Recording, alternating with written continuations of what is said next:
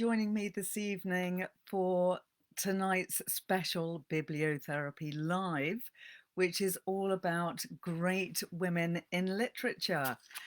The theme of Women's History Month this month is Choose to Challenge, and I'm going to be talking about great women authors who have chosen to challenge societal norms, from Aphra Behn in the 17th century to George Sandys to Angela Carter and Elif Shafak in the 21st century.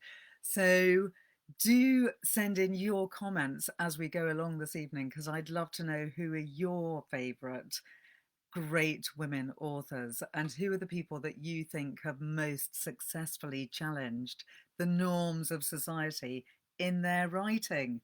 I know that there's going to be a lot of people, women writers, that we all love and who I won't have time to mention, which will be most frustrating. And I hope I won't offend listeners and viewers by not mentioning your favourite female authors, but I'd still love to know who they might be. So do send in your comments either on Facebook or on Instagram, or tweet me at Ella2 or at Damien Barr's Literary Salon. And also you can always send me messages, because I'd love to know later on who your favourite women authors are if you don't send me those messages now. So I'm going to start with the fabulous Aphra Behn, who was an author of the 17th century. And she was born in 1640, died 1689, rather a short life, which many of these women authors tragically had, particularly from earlier times. And she was an English poet, playwright, translator, and fiction writer from the Restoration era.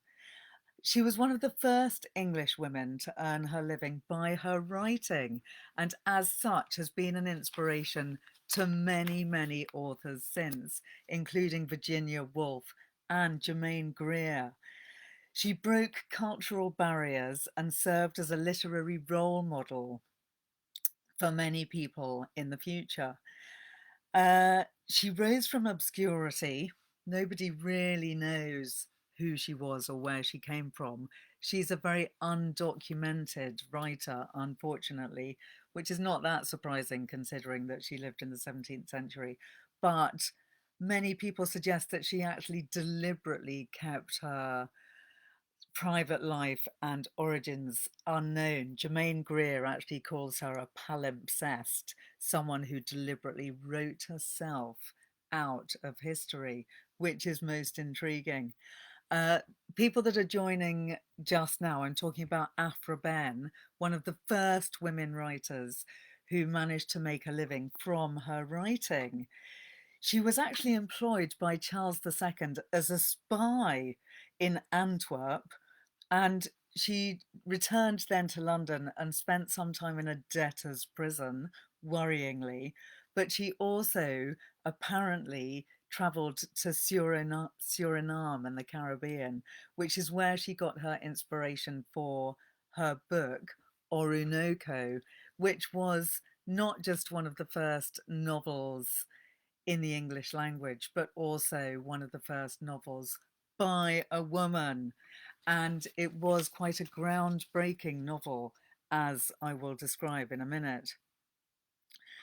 She actually was put into prison a couple of times because she was very political. And during the turbulent political times of the exclusion crisis back in the Restoration area, she wrote an epilogue and a prologue for somebody's play that got her into legal trouble. She was actually quite famous for her playwriting at the time. And she's remembered in Virginia Woolf's A Room of One's Own with the following quote: "All women together ought to let flowers fall upon the tomb of Aphra Behn, which is most scandalously, but rather appropriately, in Westminster Abbey, for it was she who earned them the right to speak their minds. She, Aphra Behn, was the person that allowed many future generations of women to speak their minds. So we should all be throwing flowers on the grave of Aphra Behn, according to Virginia Woolf. She was actually the most prolific writer of the 17th century after John Dryden, who is far more famous. Why, we ask ourselves? Because he was a man. She published many plays, but previously women had been excluded from the theatre, both as actors and as writers. And Aphra Behn was one of the people that changed that by writing many plays herself. And her first play, The Forced Marriage, was a romantic tragicomedy about arranged marriages, staged by the Duke's Company in September 1670. So we're going back a long way here, back to the 17th century, when Aphra Behn, the unknown, obscure, and intriguing woman, was writing.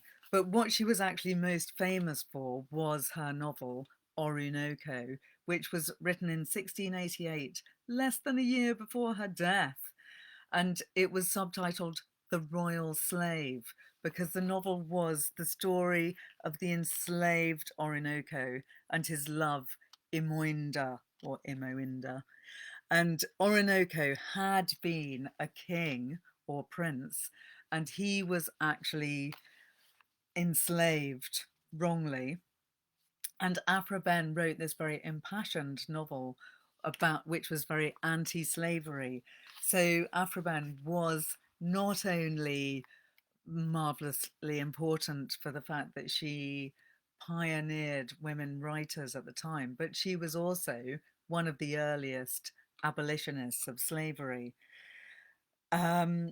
The novel was adapted to the stage in 1665, and it was eventually translated into French in 1745.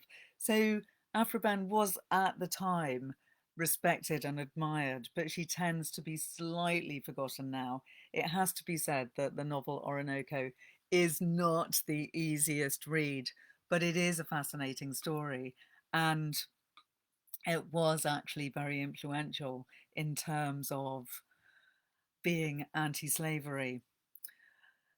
So that's Aphra Behn, one of our earliest women writers, and one of the most important because she set the stage for so many other people after her. Thanks for joining me, Megan, David, Ollie. It's great to see you all this evening, and we're going to be having an evening of feisty tales from feisty women.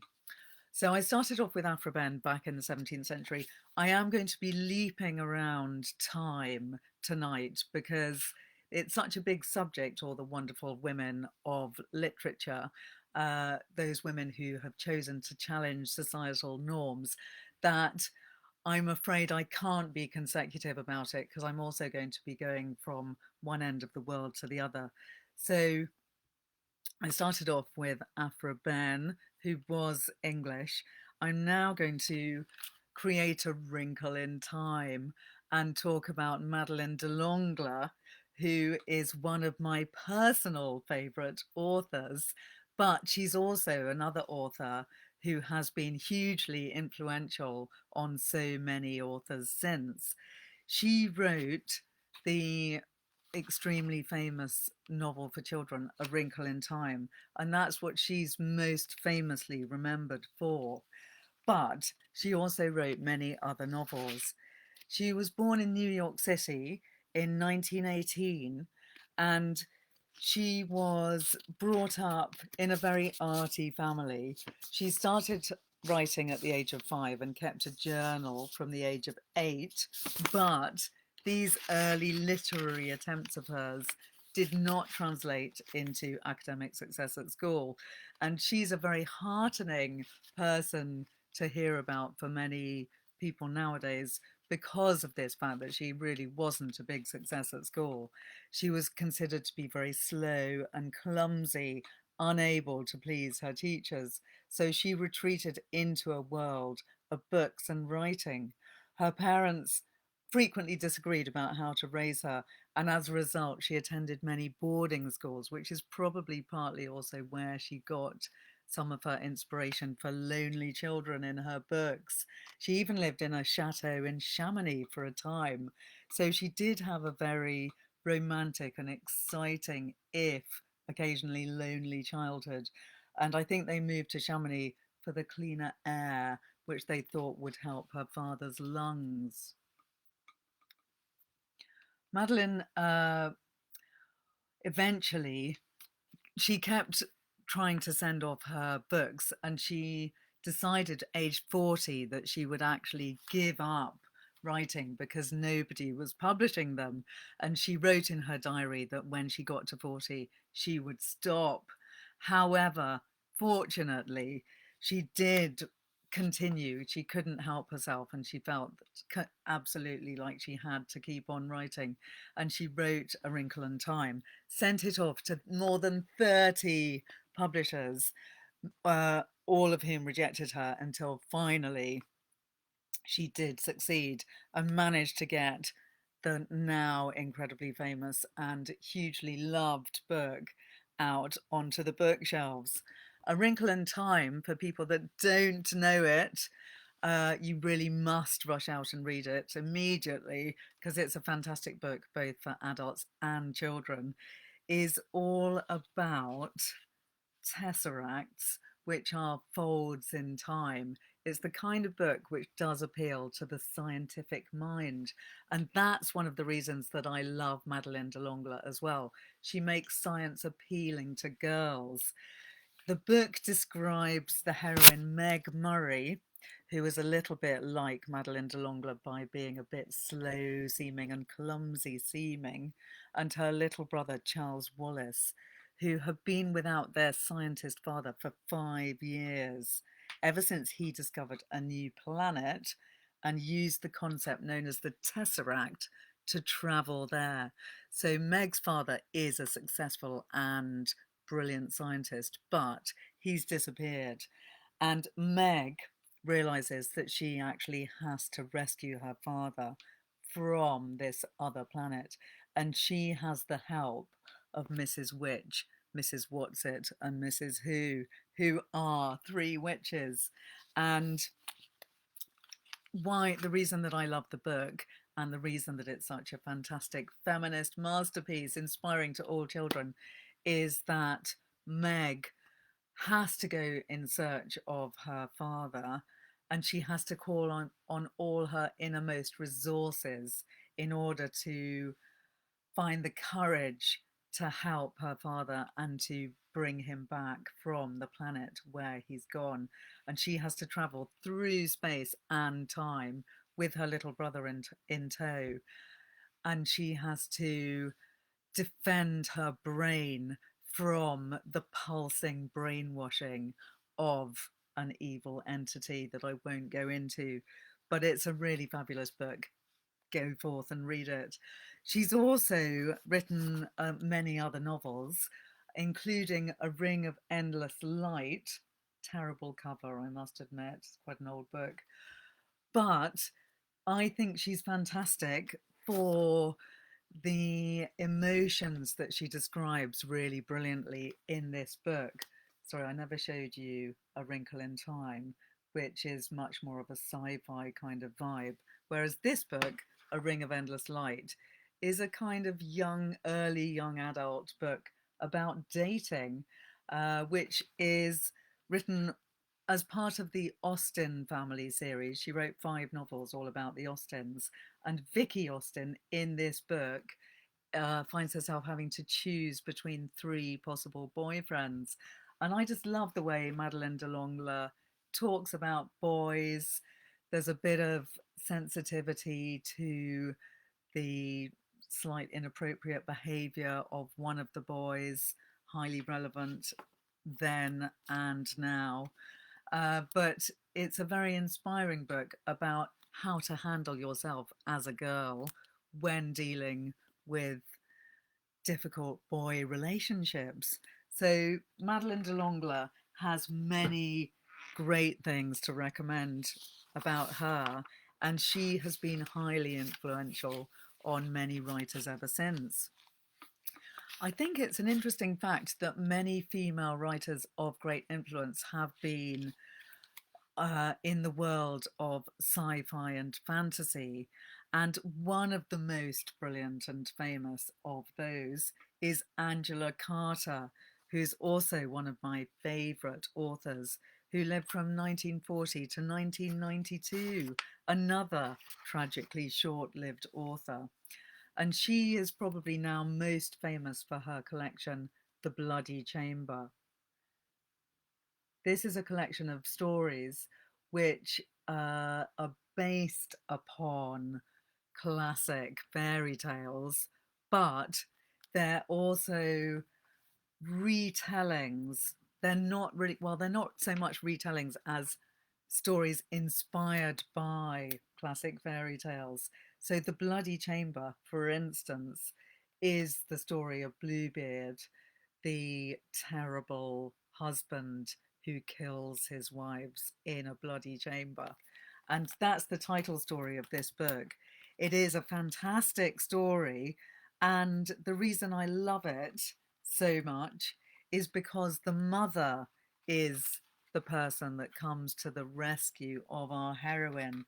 And I'm just going to read you a little paragraph because Angela Carter is fantastically inspiring, feminist, brilliant writer, very surreal and occasionally magic realist, but also absolutely full of feisty heroines. And this is her describing the mother of the bride who's about to be executed by the terrifying husband based on Bluebeard. But the mother comes just in the nick of time. You never saw such a wild thing as my mother. Her hat seized by the winds and blown out to sea so that her hair was her white mane, her black lisle legs exposed to the thigh, her skirts tucked around her waist, one hand on the reins of the rearing horse, while the other clasped my father's service revolver, and behind her, the breakers of the savage, indifferent sea, like the witnesses of a furious justice. And my husband stood stock still, as if she had been Medusa, the sword still raised over his head, as in those clockwork tableaus of Bluebeard that you see as glass cases at fairs.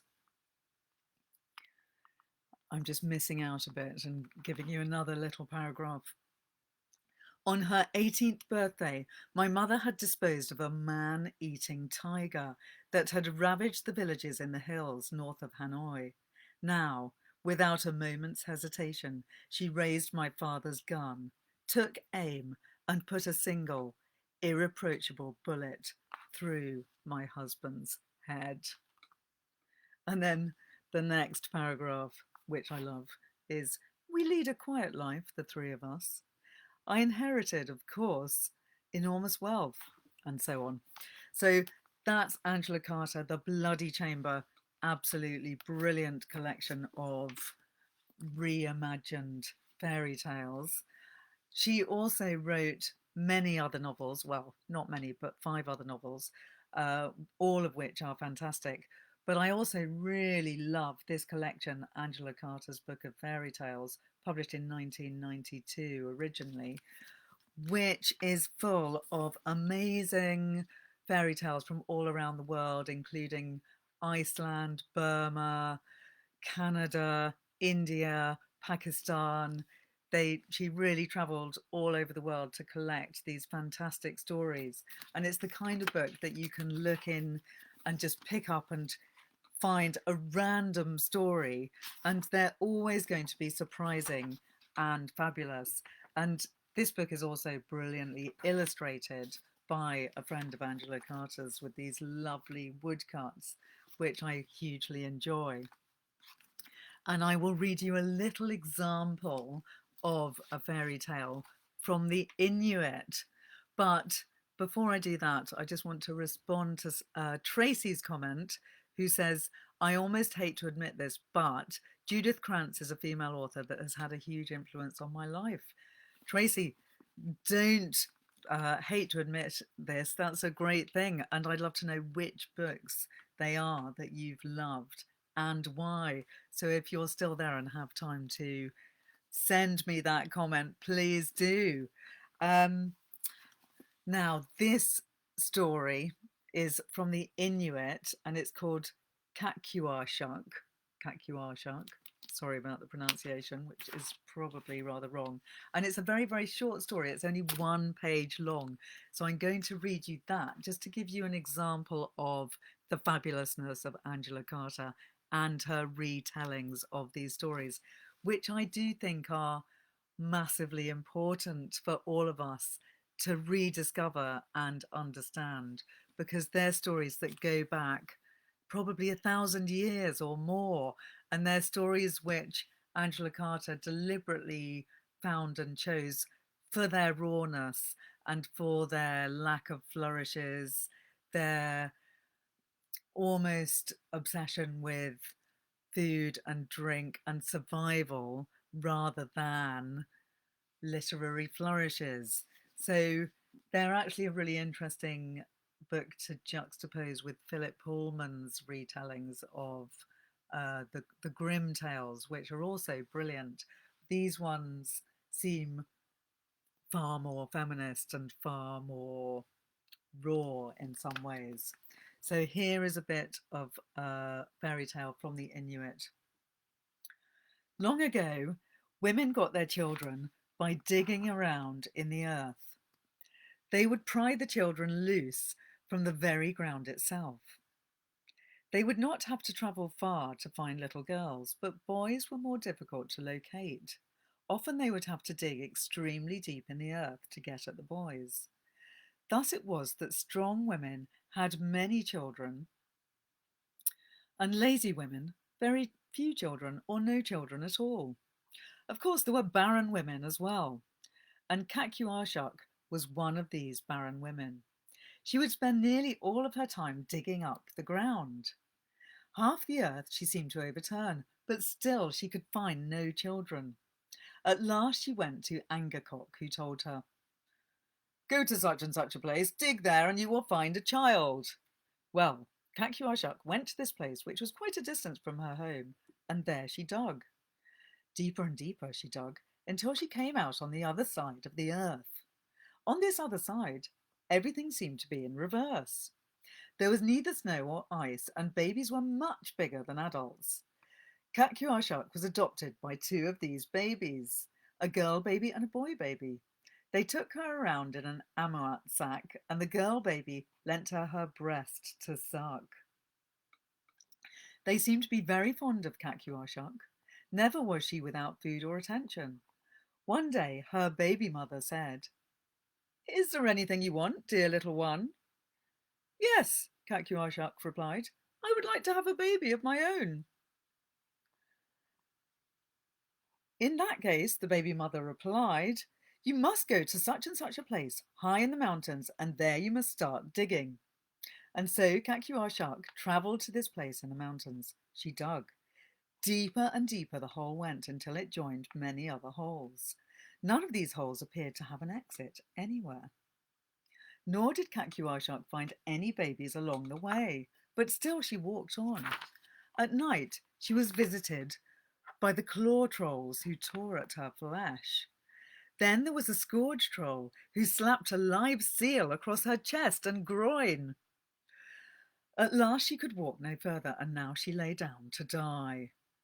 Suddenly a little fox came up to her and said, "I will save you, mother.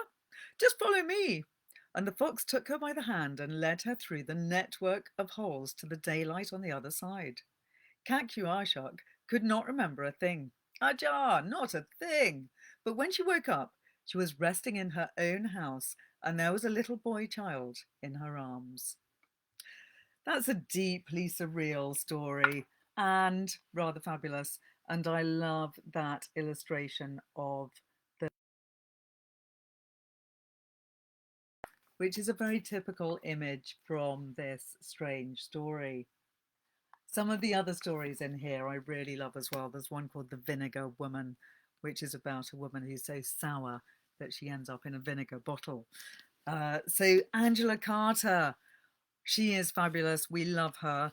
And she has been hugely influential on many female writers after she sadly died in the 90s.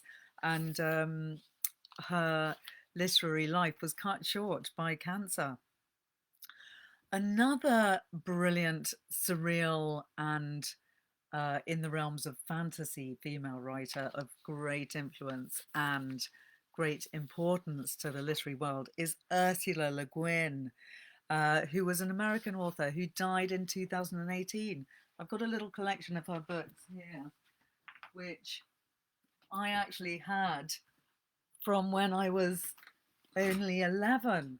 And I remember being really excited to bring this collection of books to my boarding school, where you won't be surprised to hear that I was a librarian.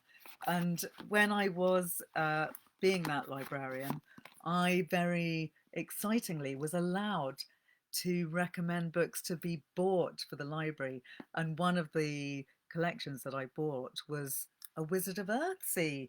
And I remember telling my headmaster about it and being amazed that he didn't know who Ursula Le Guin was, because I obviously thought she was incredibly famous, which she was. Anyway, Ursula Le Guin died 2018, was an American author best known for her works of speculative fiction, including science fiction works set in her Hainish universe and the Earthsea fantasy series. There are many readers and writers now who compare Ursula Le Guin and her Earthsea series to Harry Potter, because the Earthsea series are all about a magician who has to go through a coming of age experience, which takes him through the 3 books until he becomes a grown man and a deeply powerful wizard. And lovers of Ursula Le Guin always say that she's far superior to J.K. Rowling. Obviously, just a very different kettle of fish, but she did ask a lot of really interesting questions in her writing, which she put both into her fantasy about wizards and dragons, such as The Wizard of Earthsea, but also in her speculative fiction too. The Left Hand of Darkness, which was published in 1969, has been described by Harold Bloom as one of her masterpieces, along with A Wizard of Earthsea.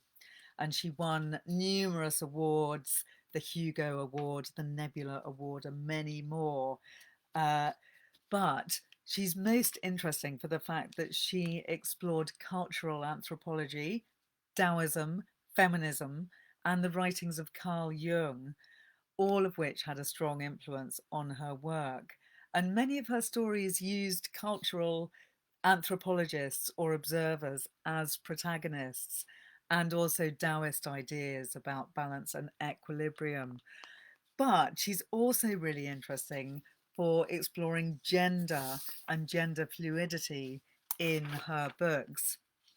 It's a prominent theme in many of her novels, because she quite frequently has characters who are able to adopt female or male sexual characteristics for brief periods during their sexual cycle. And which sex they can adopt depends on the context of their relationships. So she was pretty much ahead of her time in many ways, I feel, writing in the 1960s, in terms of the way that she wrote about gender fluidity. Although some people since have said that she didn't go far enough with her questioning of sexual stereotypes, but she was a great one for exploring coming of age and moral development. And in many of her writings, which are written for younger audiences, she explores these questions in a very profound and thought-provoking way, which had huge effects on the people that read these books, which are obviously in their millions. So she has had a massive influence down the years.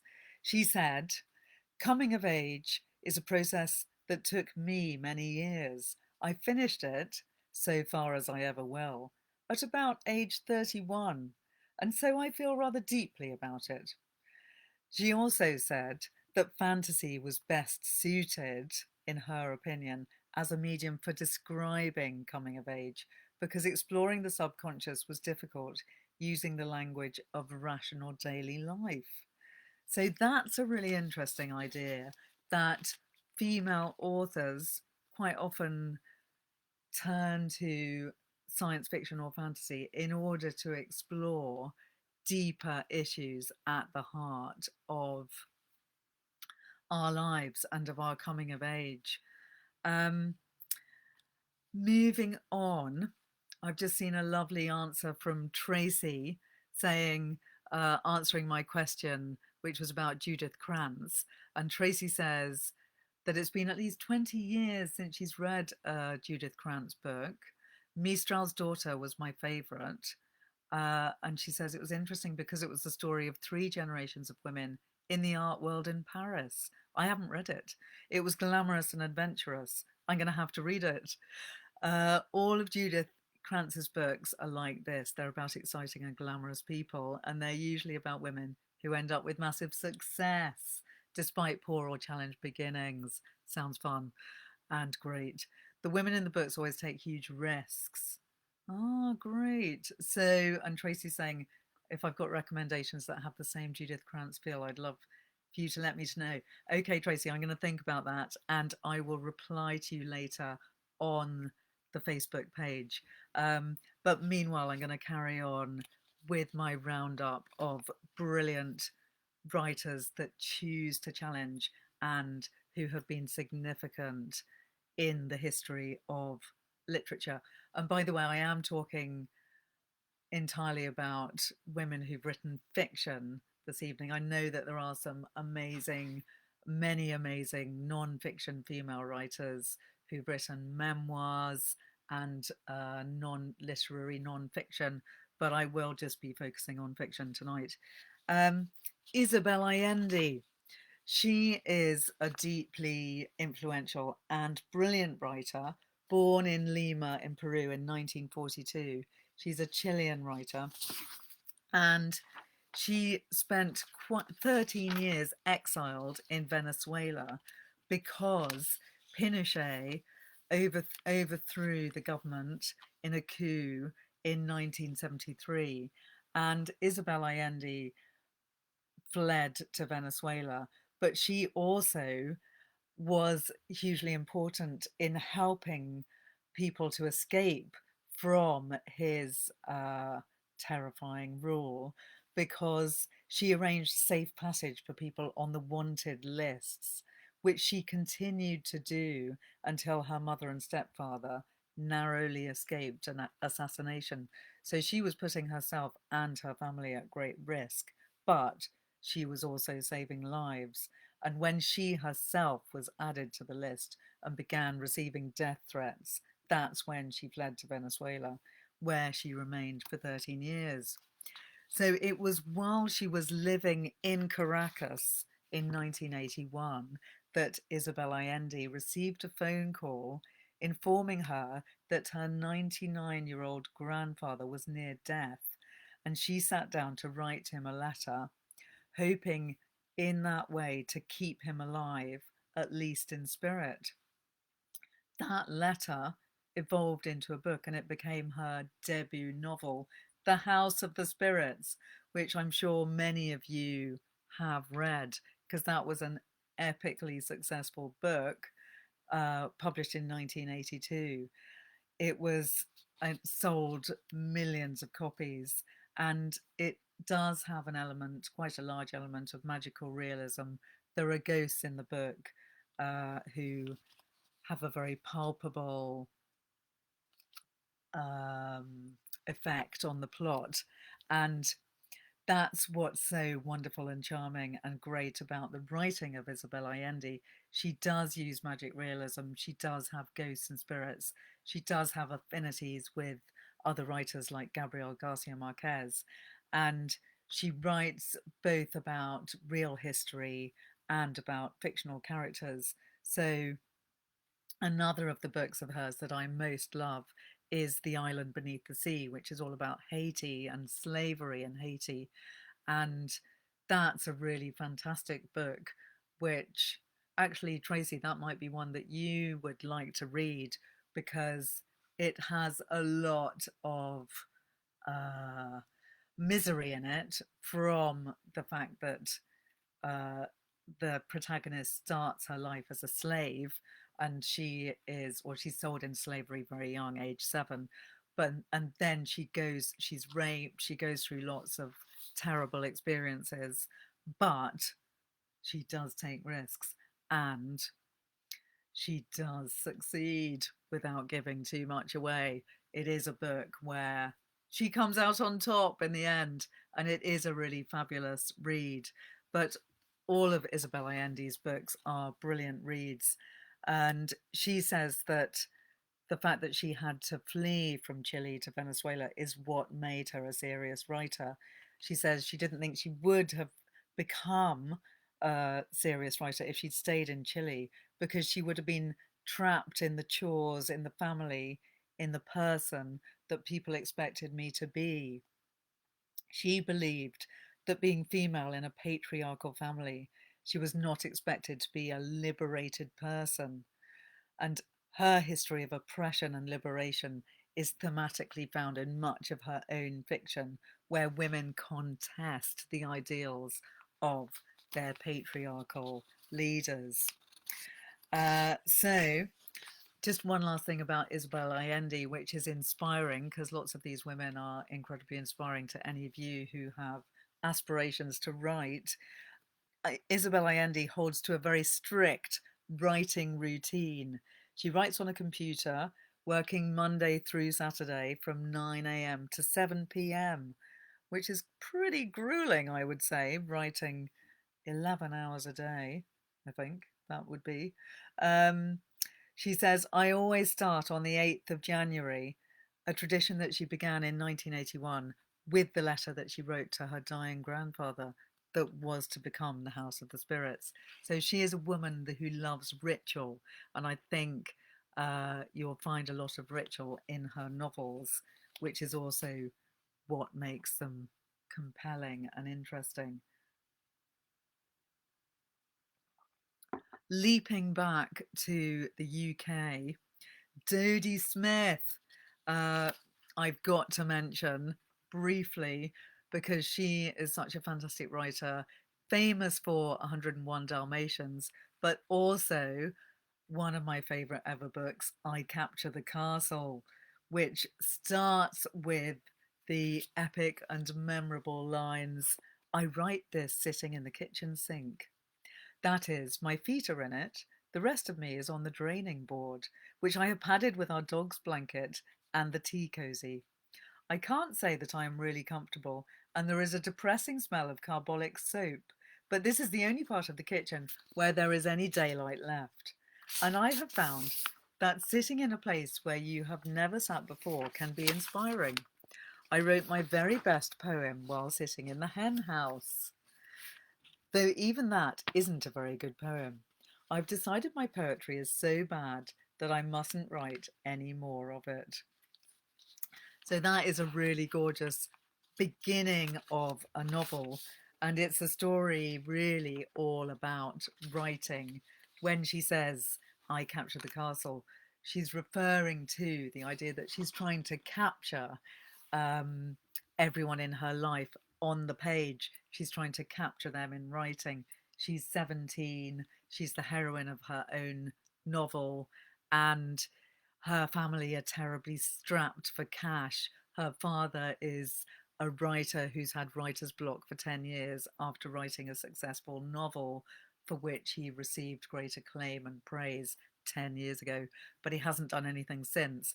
The family are living in a crumbling castle, and they actually know real poverty, even though they seem to live a rather charmed life. And it's a book which has inspired many writers to be writers. And Dodie Smith is another writer who I would say did choose to challenge the norms of the day by getting on with it, writing her own stories, and refusing to simply live the life of a wife, which is what she could have done. So that's Dodie Smith. I Capture the Castle. Absolutely brilliant read, and one that always serves as a brilliant pick-me-up if ever you're feeling down. Moving on to Margaret Atwood. She is a writer that one simply cannot ignore if you talk about women writers who choose to challenge. She wrote the brilliant Handmaid's Tale, which many of you will know from the recent Netflix series, which is all about a terrible society based on extremely religious societies, not too far from reality in some countries, where the women are oppressed by the men and kept down and having to serve as vessels to procreate. And it is a brilliantly written and highly influential book. Oryx and Craig, not quite so well known, but equally, if not even more brilliant, is one of my all-time favourite novels of hers. And I love it because it's a novel which questions absolutely everything about our society, choosing to challenge the very essence of how we live. So Margaret Atwood writes in Oryx and Craig about the way that we farm animals, the way that we use the pharmaceutical industry, the way that we approach wildlife that's becoming extinct. She also writes about pornography and child pornography very blisteringly in this book, Oryx and Craig, which is part of a trilogy, by the way, The Year of the Flood and Mad Adam being the other two books. And Oryx and Craig is set in a kind of post-apocalyptic world where there's a man called Snowman who is the hero of the novel, who's remembering the events that led to most of the destruction of most of the human race. And he had a friend called Craig who engineered the destruction of the world, essentially, and also created a new race of humans who are blue and have very amusing characteristics about their persons and a slight lack of sense of humour or poetry. So in Oryx and Craig, Margaret Atwood does create a very dark alternative universe, which is quite depressing. But then because she has such a great sense of irony, she does make you laugh throughout the book.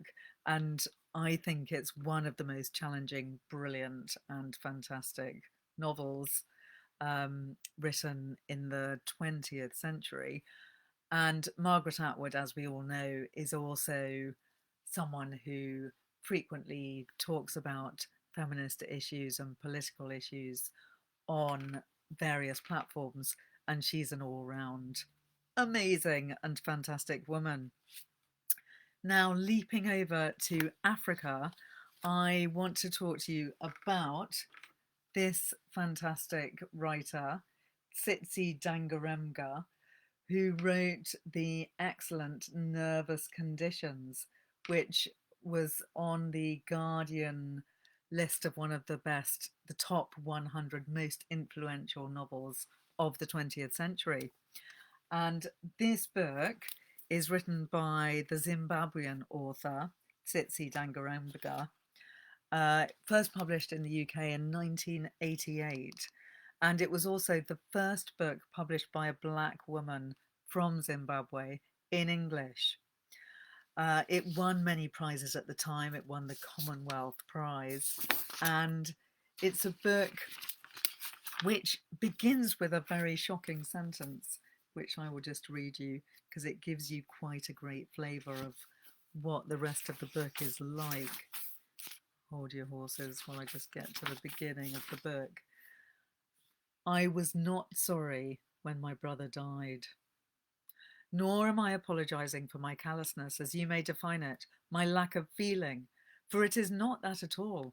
I feel many things these days, much more than I was able to feel in the days when I was young and my brother died.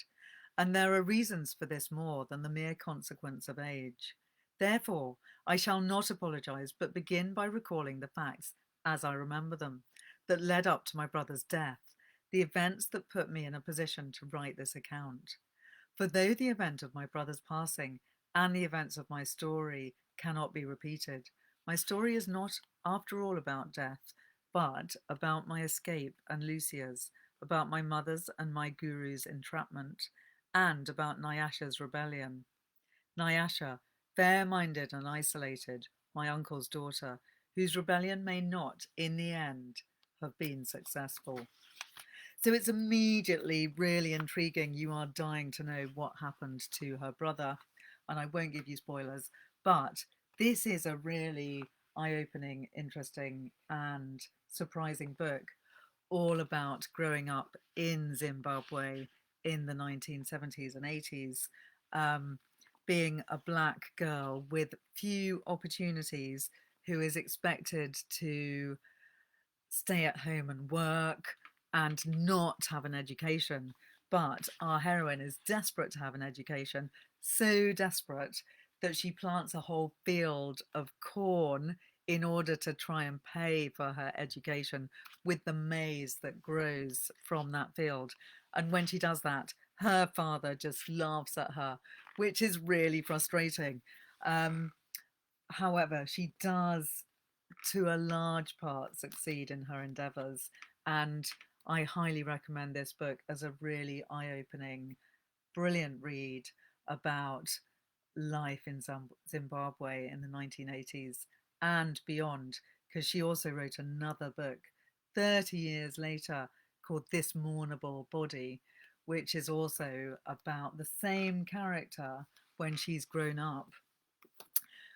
Suddenly aware that time is going to run out, and I do want to mention Jeanette Winterson, amazing writer who has been vastly influential, not just in the UK, but beyond too. She is very famous for Oranges Are Not the Only Fruit, which is her novel based loosely on her real life about growing up in a highly religious family and being gay, and her mother refusing to allow her to express herself in almost any way at all. Her book, The Passion, is set in Venice, and it's one of my favourite novels of all time because it's so incredibly beautifully written, so magical. She does also owe a lot to Angela Carter. She does have a similar kind of magic to her writing and an ability to flip reality in unexpected ways.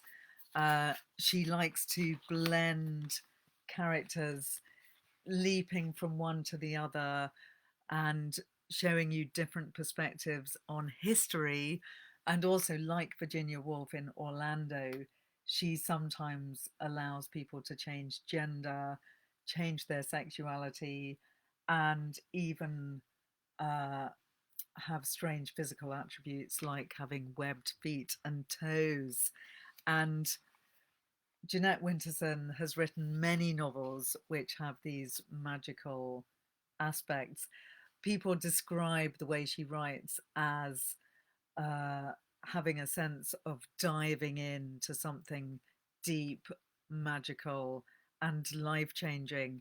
When you read all the reviews of her books online, you see that people have been completely sucked in, absorbed, and changed by her novels.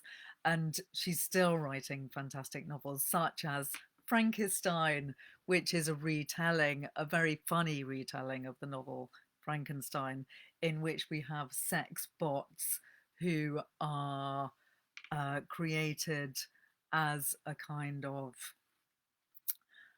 toy for people who have too much money and not enough sense to actually turn to real people. And I just love the way Jeanette Winterson is so inventive with her writing and always challenging both sexual stereotypes and the way that people write. That's one of the most fantastic things about Jeanette Winterson and her writing. I must also mention Elena Ferrante, who is the brilliant and mysterious Italian author who wrote the Neapolitan novels, which all take place against the backdrop of Naples and describe the friendship between two girls, which is incredibly intense. She couldn't really be more different to a writer like Jeanette Winterson, because she takes a forensic scalpel to her characters and describes them in pitiless detail, talking about their emotions and the way that they depend upon each other, these two girls who we first meet when they're 6, and we see them over the next 4 novels growing into old women. They are the necessary witnesses to each other's lives. They are two very different people who are linked by the bonds of their childhood friendship. They grew up in a very poor place among highly dubious and worrying characters, and they both experience terrible events which happen to them from the menfolk in their lives. The stories of their mothers and daughters also saturate both their books and their lives, and we feel both their love and their loss throughout these books. And I would say Elena Ferrante is another amazing writer who has completely dared to challenge the norms of society, partly by the fact that she also has remained anonymous as a writer, and nobody knows, in fact, who she is, which is pretty impressive. She's like the seer of the literary world.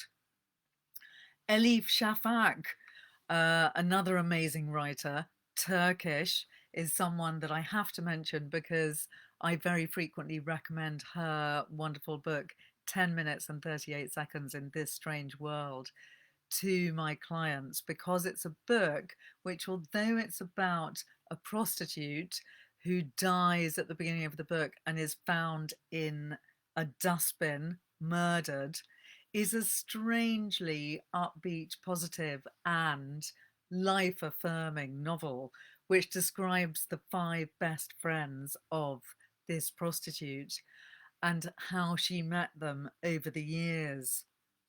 She's called Layla Tequila, and as she's dying in the dustbin, she's actually dead, but the conceit of the book is that Layla has 10 minutes 38 seconds to remember her life while she's in this dustbin and her brain is slowly shutting down.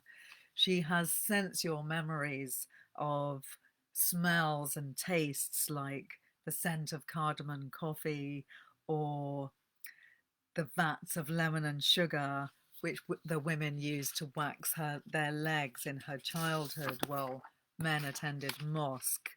And each memory, which is a sensual memory, reminds her of the friends that she made at key moments in her life. And these friends in the novel are desperately trying to find her. So it's actually a really wonderful and positive book because it describes life in Istanbul through this incredibly sensory viewpoint. We are desperately rooting for poor Tequila Layla as she lies dying in her dustbin, and are desperately wanting her friends to find her, although we know that there's no hope. We know from the first page that she is actually dead, but we're rooting for the friends that she made to come back to each other and be united in her death. And we also know that she's probably doomed to be put in the cemetery of the companionless, which is a tragic cemetery in Istanbul, a real one where people go if there's nobody to bury them. And the tragic thing about this story is that actually Tequila Layla does have friends who want to bury her, but they just can't, or they're not allowed to find her. There's a person on Instagram just saying, I recently read Days of Abandonment, which she says is almost unbearably bleak, but absolutely compelling. Yes, so that's Elena Ferrante for us. Their books are sometimes bleak, but they are also, as you say, incredibly compelling. One last author to mention, knowing that there's many that I've missed out and that I wish I could have had time to talk about, is Juno Dawson, who has written many fantastic works of fiction, but she's also written some excellent non-fiction, which I must just mention. The Gender Games, The Problem with Men and Women, from someone who has been both, because Juno Dawson was born as a man and transitioned, and she has therefore experienced the attitudes of men to men, men to women, women to women, and she writes brilliantly in her books about gender, both for young adult and adult audiences. And she's also written lots of fantastic young adult books, which I feel are quite deeply compelling and challenging to the norms of society, because she asks why people are stuck in their gender ruts, why they treat each other in particular gender biased ways, and why we impose those gender rules on each other, on ourselves, and on our children. So, Juno Dawson, another fantastic author who chooses to challenge.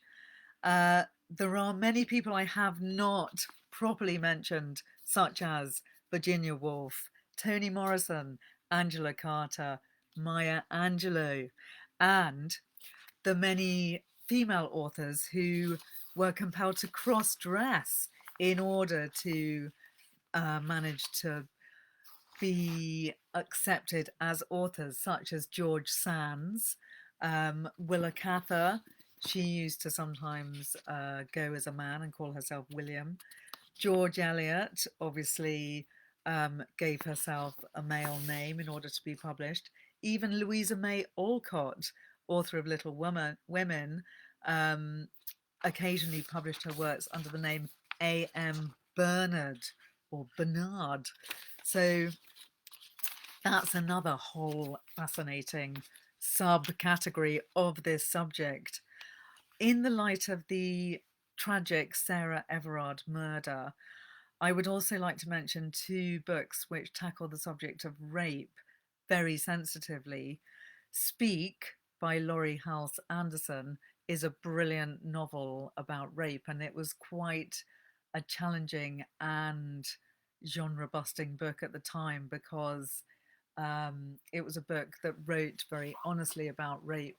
It's written for young adult readers, and it's about a girl raped at a party who calls the police, but then doesn't speak for many months later. So everyone ostracizes her because she called the police on this party and nobody knows why. And it's a really profound and affecting book. Also, another very challenging book on the subject of rape, which is quite compelling and morally complex, is Dead Girls by Abigail Tartlin, which is about a girl who is raped, age 11, and murdered, and her best friend, also 11, takes it upon herself to avenge the death of her friend. And she goes to highly dubious lengths in order to avenge her best friend. And it's a very complicated, highly complex moral book, but brilliantly written and really interesting. And while we're all thinking about the very tragic events that happened to Sarah Everard, these books, I think, are important to read.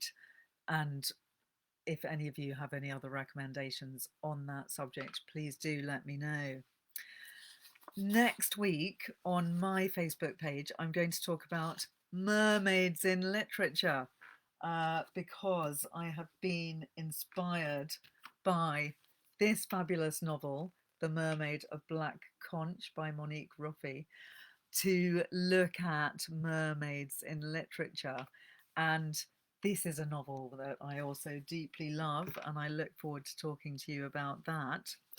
And my next topic, which will be for my next salon session here on Damien Barr's Literary Salon Facebook page, will be in mid-April, and that is going to be about the best parties and celebrations in literature, because we still won't be allowed to have parties at that point, I believe. And so let's go to the most wonderful fictional celebrations that we can. I'd also like to mention that the Salon are doing a special event with David Rockwell, the architect, with Damien Barr on our YouTube channel on the 22nd of April. This is a special event with David Rockwell celebrating the launch of Drama in Conversation with Damien. Acclaimed American architect and designer David applies his love for narrative and performance to frame and enhance his built work, including the Equinox Hotel and Hayes Theatre in New York, and iconic productions Hairspray and The Normal Heart. That will be on the 22nd of April, 8 to 9 p.m. UK time, which will be streaming live on our YouTube channel. You can have a look at that on the link in the bio of the Damien Barr Instagram page, and it will also be on the Facebook page here. So thanks so much for joining me tonight. Far too many brilliant female authors to write about. I'd love to hear your thoughts if you still have ideas of people that I should have talked about this evening, and I'm sure we can come back to this subject another time. But have a lovely evening and see you soon. Good night.